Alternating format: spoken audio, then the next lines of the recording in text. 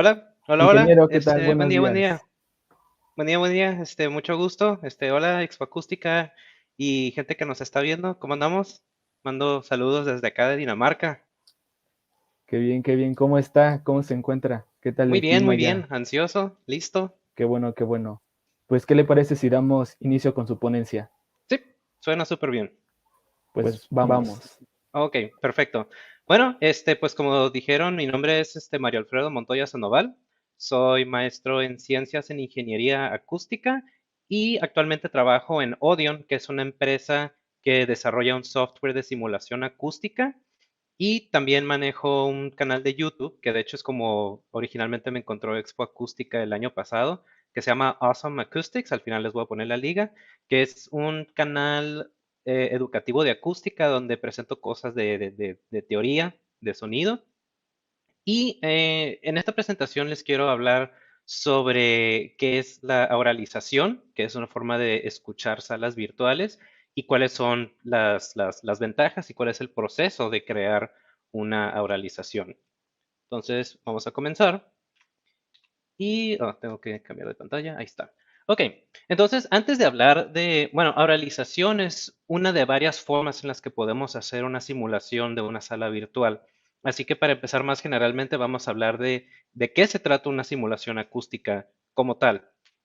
Cuando estamos simulando una sala para el propósito de simular lo que es la acústica de esa sala, generalmente con lo que empezamos es con un modelo tridimensional de la sala, que es lo que vemos aquí. Aquí estamos viendo el puro el wireframe y vamos a definir puntos que van a actuar como fuentes, que son los puntos rojos que se ven aquí, puntos que van a actuar como receptores y vamos a también configurar lo que son los materiales en las paredes. Y esto es principalmente por el asunto de los coeficientes de absorción en diferentes bandas de frecuencia y lo que es la dispersión, etcétera.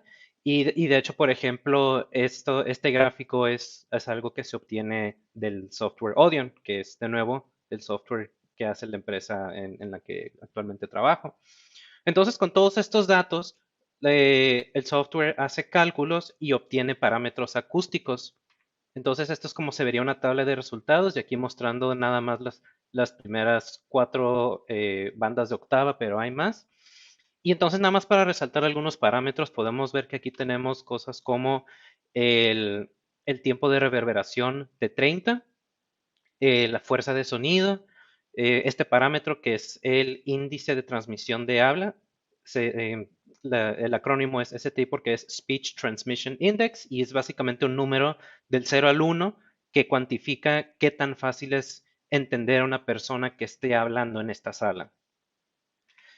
Am, bueno, entonces vamos a ver cuáles son algunas de las ventajas de la simulación acústica. De nuevo, esto es en general, todavía no es realización. Y esta es la única diapositiva mucho texto que tengo, porque generalmente me gusta usar más gráficos y guiarme a través de esto. Nada más que todo esto sí no encontré como una buena forma de representarlo visualmente. Pero vamos a ver.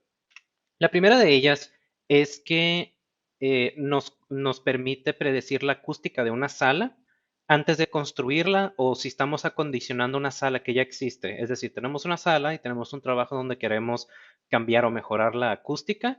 Eso también lo podemos hacer virtualmente y predecir los resultados antes de realmente llevar a cabo los cambios físicos en la construcción. Otra de ellas es que esto nos permite trabajar con un estilo más de prueba y error sin desperdiciar tanto tiempo y dinero, porque aquí, por ejemplo, podemos cambiar los materiales y ver los nuevos resultados sin tener que gastar en materiales, sin tener que gastar en horas de trabajo. Y pues también estas simulaciones generalmente pueden tardar desde 2 segundos hasta 15 minutos y es bueno, tal vez más, pero pues muy raramente se extiende más de 15 minutos si de plano estamos calculando los parámetros en muchas, muchas posiciones. Y finalmente, eh, varios parámetros y especialmente lo que es la reverberación, es más confiable obtenerlo de una simulación acústica contra usar la ecuación de Sabine, que es una ecuación que se utiliza muy, muy seguido en lo que es consultoría acústica, pero hay muchas cosas que no se toman en cuenta al utilizar esta ecuación. Una de ellas es que la ecuación no toma en cuenta la complejidad de la geometría de la habitación como tal. La ecuación de Sabine asume una distribución más o menos uniforme de absorción. Entonces, por ejemplo, si tenemos una sala donde tenemos mucha absorción en el eje vertical y en el plano horizontal no tenemos mucha absorción, es decir, que es un campo de sonido principalmente de 2 dimensiones, esto es algo que la ecuación de Sabine no nos va a dar el resultado correcto y preciso.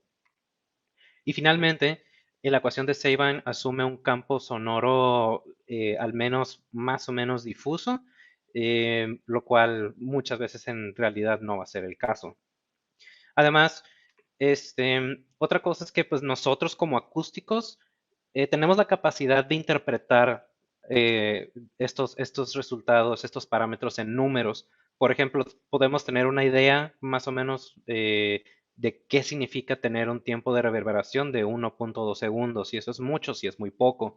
O si tenemos un SPL de 83 decibeles, tenemos una idea de perceptualmente qué tan intenso va a ser ese sonido. Pero si estamos trabajando para un cliente, que pues, es un cliente que está eh, encargando una construcción, la construcción de un espacio arquitectónico, y nosotros le enseñamos todos estos números, pues el cliente no va a saber qué onda, no va a saber cómo interpretar estos números. Entonces, es aquí cuando entra lo que es donde entra la utilidad de lo que es la oralización, que esto es es una simulación de audio de cómo se va a escuchar una sala virtual. No es nada más tenemos unos números, sino realmente podemos nosotros escuchar un audio como si estuviéramos parados en alguna posición de esta sala y tener una idea de cómo va a escuchar con nuestra configuración virtual actual. Entonces voy a reproducir un pequeño ejemplo. La forma más correcta de escucharlo es mediante audífonos y más adelante voy a explicar por qué esto es importante. Lo que van a escuchar principalmente es lo que es la reverberación en la habitación. Entonces, este sonido que voy a reproducir es cómo se escucharía una melodía de piano en esta sala. O sea, realmente la simulación, la oralización que hice es para este modelo de sala que están viendo aquí con toda su configuración adecuada.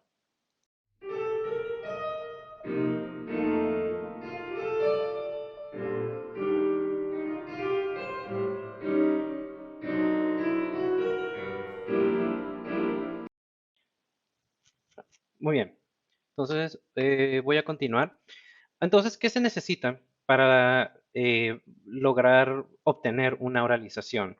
Son principalmente dos cosas. Una de ellas es algo llamado la respuesta binaural al impulso, que para una sala se va a escuchar como una pequeña como explosión, típicamente con algo de reverberación. Y pues de hecho les voy a mostrar el ejemplo aquí. Ok, lo voy a hacer de nuevo. Más como un aplauso, un chasquido. Y la segunda cosa que se necesita es algo llamado una grabación anecoica, que esto es una grabación llevada a cabo en una sala como una cámara anecoica o algo que tenga más o menos eh, lo más cercano a no tener reverberación y reflejos en la habitación. Entonces, esta va a ser la misma melodía de piano que les puse anteriormente, pero se van a dar cuenta que se va a escuchar muy diferente.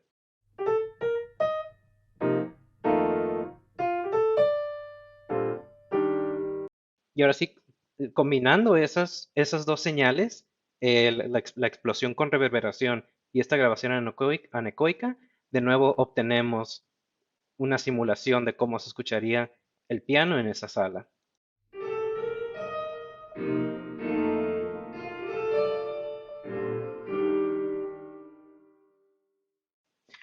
Muy bien, entonces vamos a empezar hablando del primer ingrediente, que es la respuesta binaural al impulso, y para eso tenemos que empezar de lo que es una respuesta al impulso normal. Ahora, un impulso en procesamiento de señales es una señal donde tenemos una amplitud instantánea en un solo instante de tiempo. Entonces también tengo un ejemplo de audio de esto, nada más que esto es una señal que puede ser algo difícil de alcanzar a escuchar, porque nada más se va a escuchar como un. Entonces lo voy a reproducir unas dos, tres veces a ver si se alcanza a transmitir y si lo alcanzan a distinguir. Ok, va una, va otra y va otra. Entonces, espero que lo hayan podido escuchar, pero es normal que sea difícil de escuchar. Ahora, si nosotros tomamos esta señal de impulso y le hacemos un análisis espectral, lo que vamos a encontrar es que esa pequeña cosa insignificante realmente contiene todas las frecuencias y, y a la misma amplitud. Entonces tiene un espectro plano que en teoría contiene todas las frecuencias, lo cual es muy raro, ¿no? Es muy difícil como procesar o entender la idea de que esta cosita que ni se alcanza a escuchar contenga todas las frecuencias. Entonces, ¿cuál es la lógica de esto? Bueno, a mí me gusta empezar como al revés. Entonces, si empezamos con el impulso, y de nuevo vemos que aquí tiene un espectro completamente plano, y luego a ese impulso yo le aplico un filtro pasabanda, es decir, reduzco un poco el ancho de banda desde ambos extremos del espectro. Vamos a observar dos cosas. La primera es que este pico central se vuelve más amplio. Aquí este pico es básicamente un pico casi perfecto y aquí ya tiene como un cierto grosor. La segunda cosa que observamos es que se alcanza a ver más oscilación a los lados, hacia ambos lados del pico. Y aquí yo cuando aplico este filtro, también otra cosa que sucede es que se reduce la amplitud, nada más que aquí yo lo estoy amplificando de vuelta simplemente para poder ver las oscilaciones claramente. Y en este tercer paso estoy aplicando otro filtro pasabanda, entonces tiene un espectro más estrecho y ahora vemos de nuevo que el pico se hace todavía más amplio y podemos ver más oscilación a los lados del pico. Así que si lo vemos al revés y empezamos con una señal que tiene muy pocas frecuencias y gradualmente empezamos a incluir más y más frecuencias hacia ambos lados, entonces podemos ver que el pico central se empieza a hacer más delgado y se empiezan a reducir las oscilaciones. Entonces, esto es una forma eh, que yo siento que es una forma más o menos decente de explicar o comprobar cómo es que el impulso contiene tantas frecuencias. Ok, ahora, si hablamos de un sistema, y esto puede ser un sistema no nada más acústico, puede ser un sistema mecánico, un sistema eléctrico, cualquier sistema que se rija bajo las leyes de la teoría de ondas, si le metemos una entrada, una señal de entrada a este sistema, por el comportamiento del sistema vamos a obtener una cierta salida, que va a ser una versión modificada de la entrada. Entonces, aquí, por ejemplo, eh, estoy metiendo una señal cuadrada y vamos a escucharla de nuevo, que este es uno de los tonos típicos que se utilizan en la música de Nintendo y de música de 8 bits y chiptune y todo eso. Y este sistema es un sistema específico que todavía no se sabe qué es, pero vamos a escuchar cómo se escucha la salida. Entonces, la gente que ya tenga algo de experiencia con filtros ya va a saber qué es este sistema únicamente con escucharlo. Pero vamos a continuar.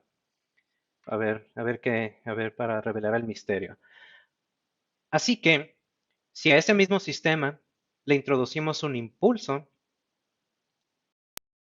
va de nuevo, lo que vamos a obtener a la salida, por definición, es algo llamado la respuesta al impulso.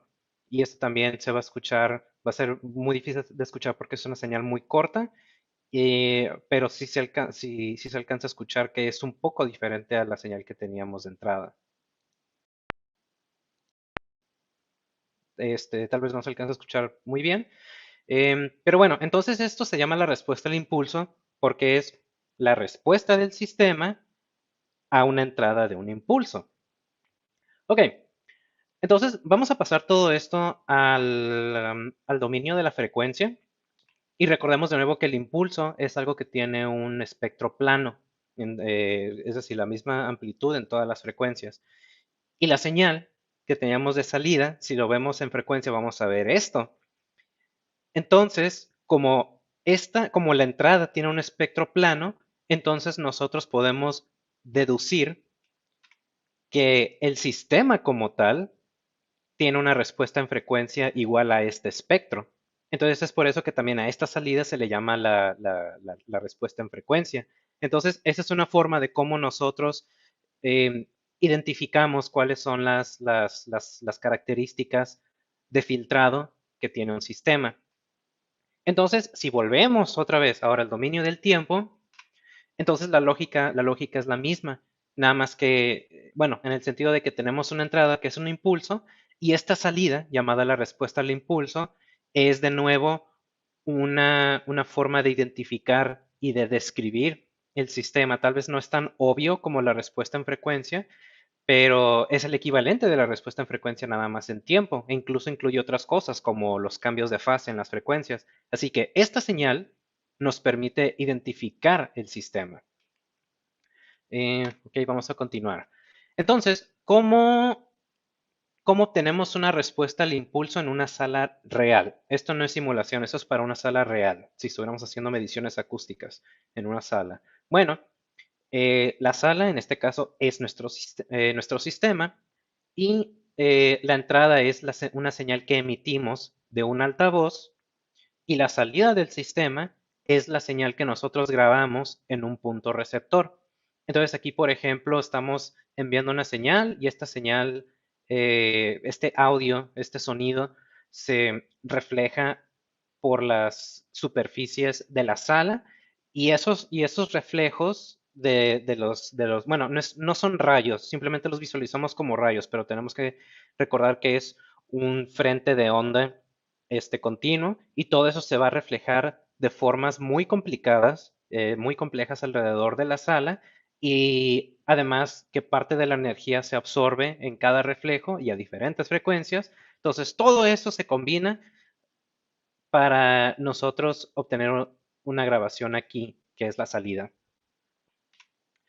Así que, si nosotros en teoría reproducimos un impulso de este altavoz, lo que vamos a obtener, como expliqué anteriormente, es la respuesta al impulso de la sala. Muy bien.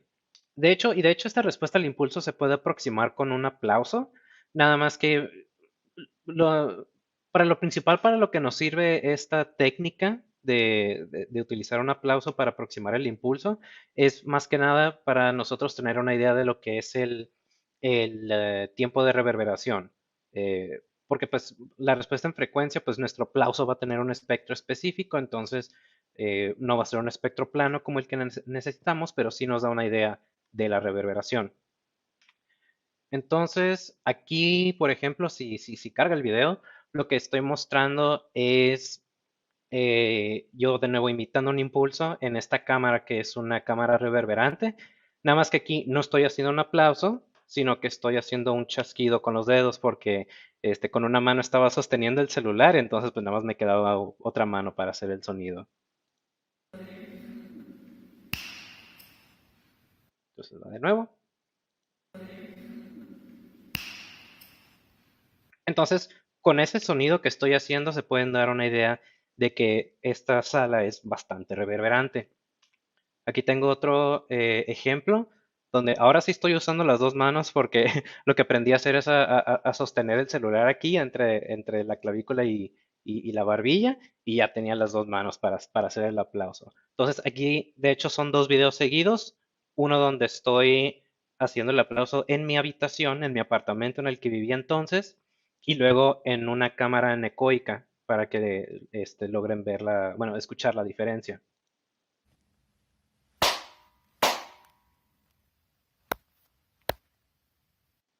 Entonces, se escucha muy poco natural en la cámara anecoica porque no es un sonido al que estamos acostumbrados, lo cual se me hace muy interesante. Ok, cuando estamos haciendo una medición en una sala, típicamente necesitamos que nuestra entrada, es decir, el sonido que emitimos del altavoz, sea lo suficientemente más potente que el ruido de fondo en la sala. Y en toda la sala siempre va a haber ruido de fondo, incluso aunque no lo logremos escuchar. Y esto es principalmente para poder derivar el tiempo de reverberación. Para todos los otros parámetros también tenemos que superar el ruido de fondo, pero principalmente para la reverberación. Y es cuando entramos, bueno, nos topamos con un problema si estamos utilizando literalmente un impulso como nuestra entrada. Y esto es que como todas las frecuencias están condensadas en un solo instante de tiempo, entonces la potencia de la señal se distribuye a través de todas esas frecuencias y en cada frecuencia individual, por decirlo así, tenemos una amplitud muy baja y es muy difícil amplificar esta señal lo suficiente sin que el altavoz que estemos usando comience a causar distorsión. Y entonces eso pues también nos estropea nuestras mediciones. Así que aquí es donde recurrimos a una alternativa que se llama el barrido sinusoidal, que esto es una señal que es un tono sinusoidal que gradualmente va aumentando en frecuencia. Entonces, pues es una señal que dura varios segundos y entonces como en cada instante de tiempo tenemos una sola frecuencia, por decirlo de esa forma, entonces toda la potencia de la señal se puede concentrar en cada frecuencia en específico y eso nos da una amplitud mucho más alta en cada frecuencia comparado con utilizar un impulso literal. Entonces aquí tengo un video mostrando la señal y aparte reproduciéndola para que vean cómo se ve y cómo se escucha. Entonces esto es con el buen compa Audacity. Aquí estoy haciendo nada más acercando.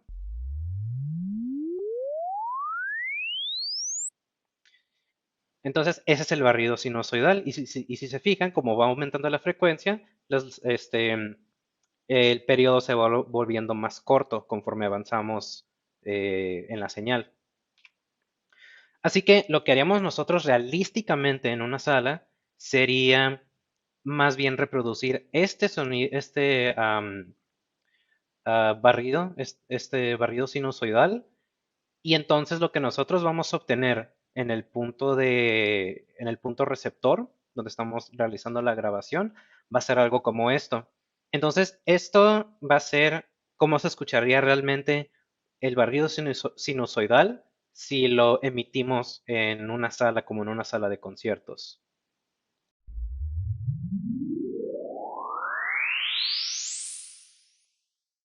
Se escucha hasta medio alienígena, pero pues eso lo hace divertido. Ok, ahora a esto le agregamos todavía otro paso de procesamiento de señales, que es aplicar algo que se llama un filtro de deconvolución, que esto básicamente lo que hace es que toma todas las frecuencias y las recorre al mismo punto en el tiempo para que todas las frecuencias comiencen al mismo tiempo y entonces obtenemos algo que es básicamente si es una respuesta al impulso, entonces es como si hubiéramos hecho la grabación emitiendo un impulso, pero sin las limitaciones del impulso, que es principalmente de nuevo tiene que ver con con las amplitudes a diferentes frecuencias. Entonces, con este proceso, ahora sí obtenemos la respuesta al impulso de la sala, aunque no hayamos utilizado un impulso como tal. Y entonces es la pequeña explosión o aplauso reverberante que escuchamos anteriormente. ¿Va de nuevo? Listo. Ok, ahora sí vamos a empezar con lo que es la respuesta binaural al impulso. Y para esto, primero quiero explicar cuál es la diferencia entre un audio en estéreo y un audio binaural, porque la diferencia no es tan obvia. Un audio en estéreo simplemente significa que es un audio que tiene dos canales, es decir, el canal izquierdo y derecho, y podemos mandar diferente información a cada canal. Un audio binaural también solo tiene dos canales, pero está diseñado de forma que también incluye muchos otros factores de la percepción humana, porque nosotros cuando nos llega una onda de sonido, eh, nuestro cuerpo va a actuar como una clase de obstáculo al sonido y la onda de sonido se va a reflejar de los hombros, se va a difractar alrededor de la cabeza. Entonces, nuestro cuerpo tiene un efecto sobre la onda de sonido y nosotros también escuchamos esos efectos y es una parte muy importante de la percepción humana. Entonces, voy a explicar algunos ejemplos. Uno de ellos es la diferencia de tiempo entre los dos oídos. Y esto es, tal vez sí es un poco más fácil de replicar digital o artificialmente. Y esto es básicamente, pues, lo que es la diferencia de tiempo, pues es el tiempo que tarda en que la onda llegue a un oído y luego al otro oído. Pero también hay diferencia de nivel, especialmente altas frecuencias, porque una onda que venga de este lado se va a reflejar de la cabeza y no va a alcanzar a llegar al otro oído con la misma amplitud. Entonces, pues lo vamos a escuchar más fuerte en este oído que en este otro oído. Y también, como estaba mencionando, hay otros reflejos que suceden, como por ejemplo, una onda se puede reflejar en el hombro y luego entrar al oído, o se puede reflejar en la parte de arriba de la oreja y luego de ahí entrar al canal auditivo. Y todos estos reflejos nos dan, por decir de alguna forma, pistas de lo que es la dirección tridimensional de la cual viene el sonido. Entonces, esto es muy importante para nosotros poder percibir no solo izquierda-derecha, sino también enfrente y atrás y arriba y abajo. Así que un audio binaural es un audio que incluye todos estos efectos, entonces nos puede dar una sensación de percibir el audio en 3 dimensiones, a pesar de únicamente tener dos canales o dos entradas, el oído izquierdo y el derecho. Y un ejemplo muy famoso de esto, no sé si busquen en YouTube lo que es el ejemplo del corte de pelo. Y es un ejemplo que se escucha extrañamente realista, pero es porque están todos estos efectos incluidos. A la hora de medir una sala real, si nosotros queremos hacer un audio binaural, tenemos que utilizar un aparato como este, que se llama un simulador de cabeza y torso. Y entonces esto es de nuevo para replicar todos esos efectos que tiene el cuerpo humano sobre la onda de sonido. Entonces, este monito va a tener micrófonos artificiales, bueno, perdón, va a tener micrófonos dentro de estos oídos artificiales. Si se fijan, tiene una oreja así como de silicón y luego la parte de adentro tiene un ducto que también imita lo que es el canal auditivo. Y pues también se van a incluir de nuevo otros efectos de reflexiones sobre nuestro cuerpo antes de entrar al oído. Y aquí pueden ver en esta sala donde tenemos posicionado el maniquí. Bueno, entonces, esa explicación fue para lo que es una medición real. ¿Qué haríamos nosotros entonces en una simulación?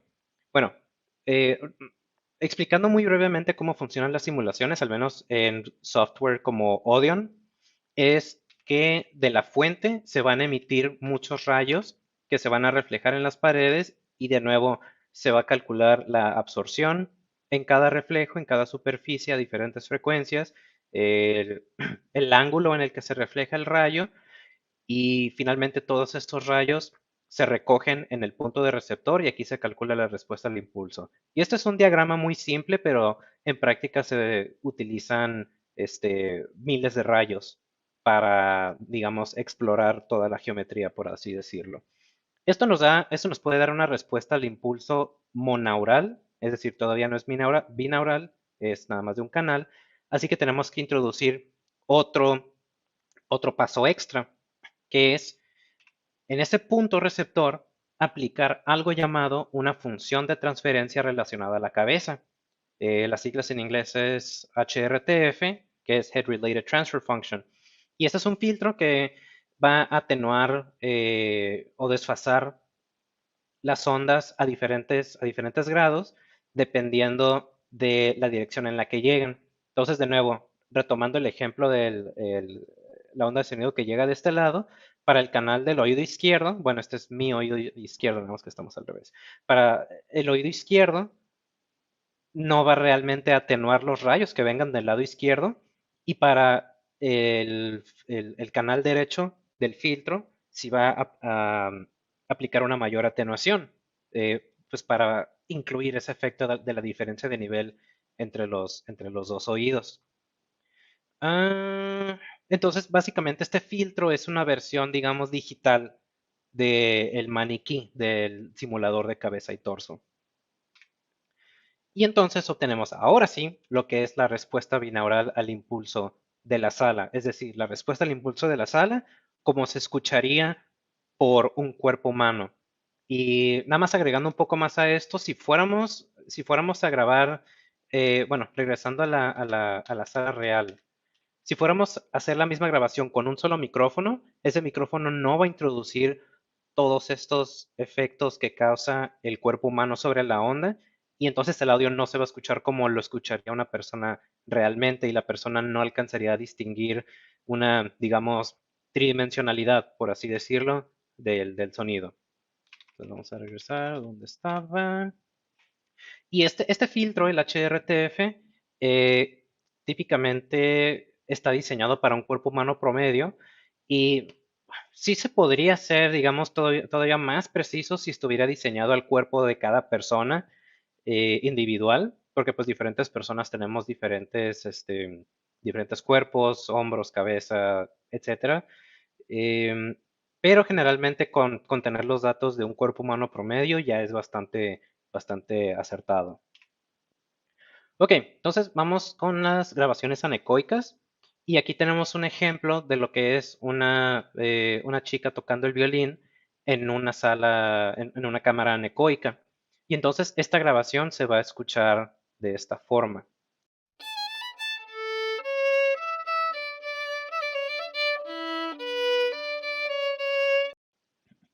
Ahora, ¿cuál es la importancia de grabar en una sala anecoica?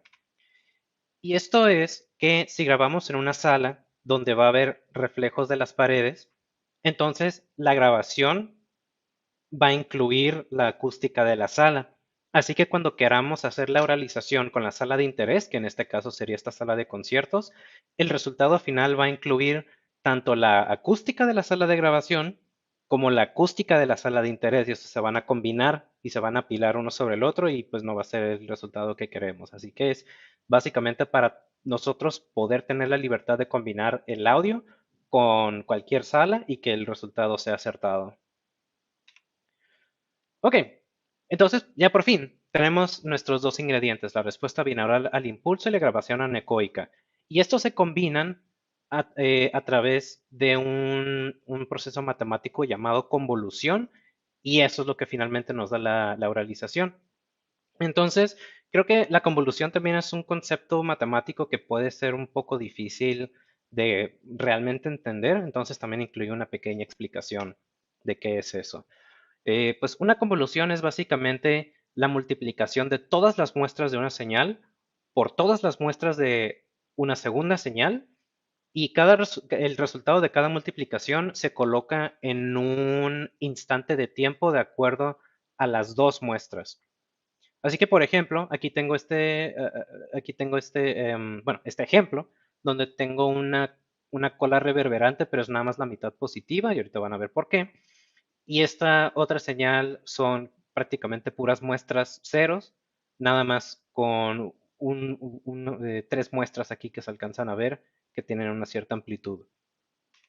Así que si primero multiplicamos todas las muestras de la primera señal por esta primera muestra de la segunda señal, nosotros lo que vamos a obtener es esto. Y esto, si se fijan, primero que nada, tiene un retardo de tiempo aquí, que esto corresponde para la primera muestra. Como esta muestra empieza en el tiempo cero, entonces ahora va a empezar en el tiempo de esta muestra.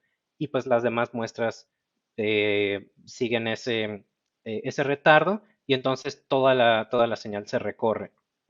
Si ahora multiplicamos toda esta señal por la segunda muestra, eh, también vamos a ver que tiene un mayor retardo, que de nuevo este retardo está relacionado al retardo de esta señal. Aquí pueden ver que es un retardo más largo. Y aparte tiene una amplitud un poco más pequeña todavía, porque esta muestra tiene una amplitud más pequeña que esta otra de acá. Y finalmente con la tercera muestra tenemos de nuevo un retardo más largo, pero aparte como esta muestra es negativa, entonces toda la señal se invierte y tenemos esto de aquí. Y el resultado final de la convolución sería una suma de estas tres señales sincronizadas en tiempo. Entonces aquí lo puse vertical para, para que corresponda. Y entonces lo que tenemos es esto de aquí. Y aquí podemos ver, por ejemplo, que en este caso tenemos un poco de clipping, y esto es porque se sumó la amplitud de estas muestras con la amplitud de estas muestras. Esto a mí me gusta mucho compararlo con lo que es la multiplicación de dos polinomios, porque es esencialmente lo mismo. Aquí multiplicamos todas las muestras de uno por todas las muestras de otro, se van recorriendo y se hace una especie de diagonal y al final hacemos una suma vertical. Aquí es lo mismo, multiplicamos todos los términos de un polinomio por todos los términos de otro polinomio, la forma como se acomodan es como una diagonal y al final se hace una suma vertical. Entonces, aquí la potencia de la variable podría corresponder a cuál es el retardo de tiempo en lo que sería una convolución. Y de hecho, si están en MATLAB o en Octave, cualquier lenguaje de programación, ustedes pueden calcular em, multiplicaciones de polinomios con la función de convolución, nada más utilizando un vector donde cada el lugar del vector va a corresponder a una potencia diferente de la variable.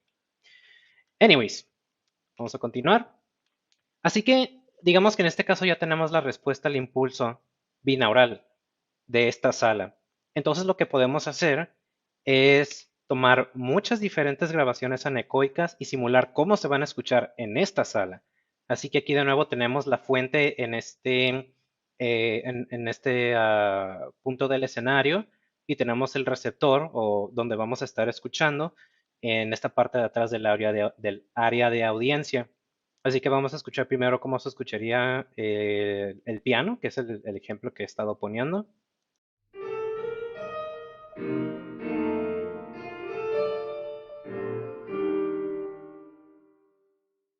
Ahora vamos a el ejemplo de violín, que anteriormente nada más les mostré la versión anecoica, pero este ya es convolucionado con la respuesta binaural al impulso de la sala.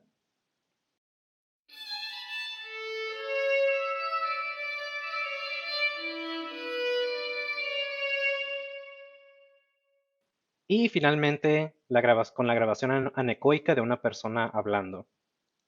Não te deixes destruir, ajuntando novas pedras e construindo novos poemas. Recria tua vida sempre, sempre.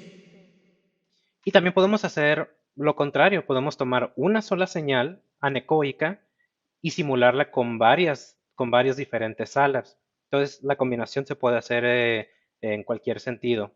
Así que en una sala de conciertos sería, de nuevo, el ejemplo que ya les he mostrado.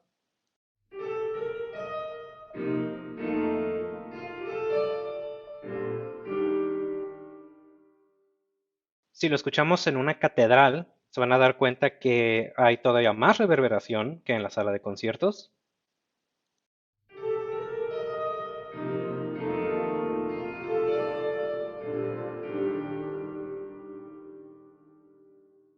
Y el tercer ejemplo que tengo aquí es para una estación de tren.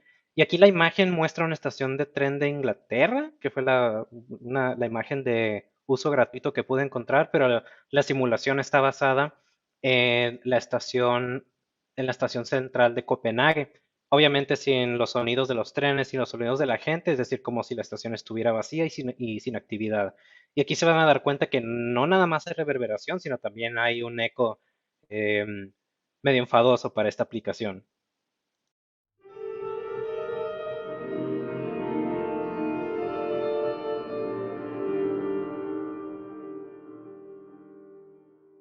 Entonces, aquí hay tanto eco y tanta reverberación que no se puede apreciar bien la música que se está tocando.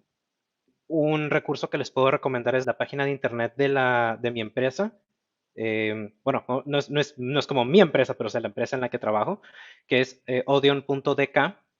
Y luego va a estar esta sección de ejemplos y aquí pueden ver salas de conciertos y teatros, lugares de culto y otros ejemplos que tenemos.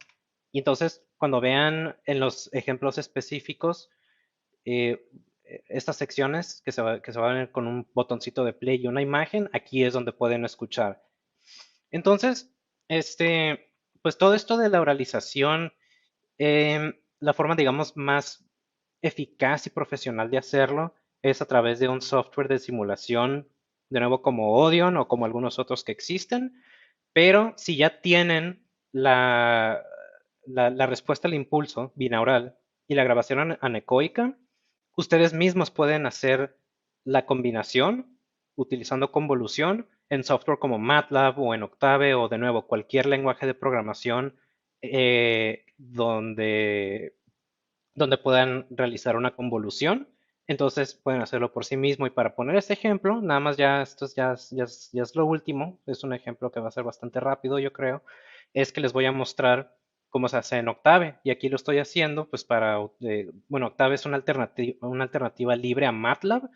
Entonces, pues esto es, ya teniendo los audios, ya no ocupan gastar nada de dinero en software para poder hacer esto. Entonces, aquí les traigo esta ventanita de Octave y este es todo el código que necesitan. Y nada más voy a comentar esta parte primero. Y tiene que hacer unos cálculos. Ahorita, si fijan, aquí es donde tengo donde tengo mis variables. Y si se dan cuenta, está completamente vacío. Am, para que vean de que no hay chanchullo, que no tengo nada como previamente calculado, sino todo lo voy a hacer aquí desde cero. Y en lo que explico las primeras secciones voy a correrlo para que haga los cálculos. Aquí primero estoy leyendo tres señales en formato WAV. Uno es una grabación anecoica del piano. El otro es la respuesta al impulso de un auditorio, que también está en formato WAV. Y la respuesta al impulso de un filtro pasabajas a 1 kHz, con corte de frecuencia de 1 kHz. Y aquí los estoy llamando P para el piano, A para el auditorio y L para el pasabajas. Y aquí ya salieron las variables, porque también hice dos convoluciones. Uno es PA, que es la convolución del piano con el auditorio, y otro es PL, que es la convolución del piano con el filtro pasabajas. Así que ahora voy a comentar esto. Ups, voy a comentar esto y voy a descomentar esto. Y primero les voy a enseñar la pura señal de piano.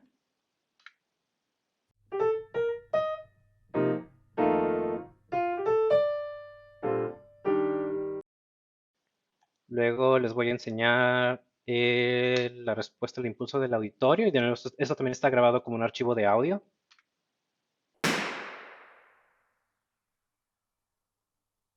Y finalmente la respuesta al impulso de un filtro pasabajas. Entonces, igual que con los impulsos, esto es un poco difícil de escuchar, así que lo voy a poner otra vez. Nada más lo va a escuchar como un. Va de nuevo. Ok. Espero lo hayan podido escuchar, si no, pues no es tan fundamental, pero ahora voy a reproducir lo que es nada más la pura convolución entre la señal de piano y la señal de auditorio.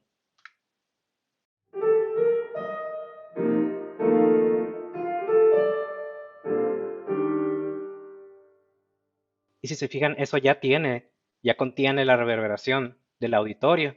Y ahora va a ser el piano con el filtro pasabajas.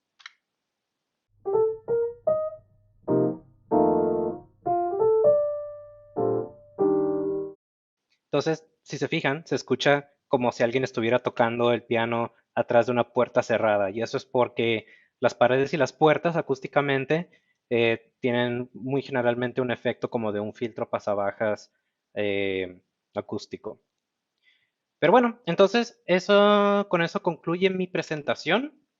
Entonces aquí les dejo algunos de mis datos. De nuevo, mi nombre es Mario Alfredo Montoya Sandoval. Cualquier persona que quiera contactarme, aquí está mi correo, es ingmariomontoya@gmail.com. Y si quieren checar mi material educativo de acústica en YouTube, pueden encontrarme en la cuenta Awesome Acoustics. Creo que principalmente lo pueden encontrar si lo buscan todo con una sola palabra, es decir, sin espacios, o con el link youtube.com/Awesome Acoustics.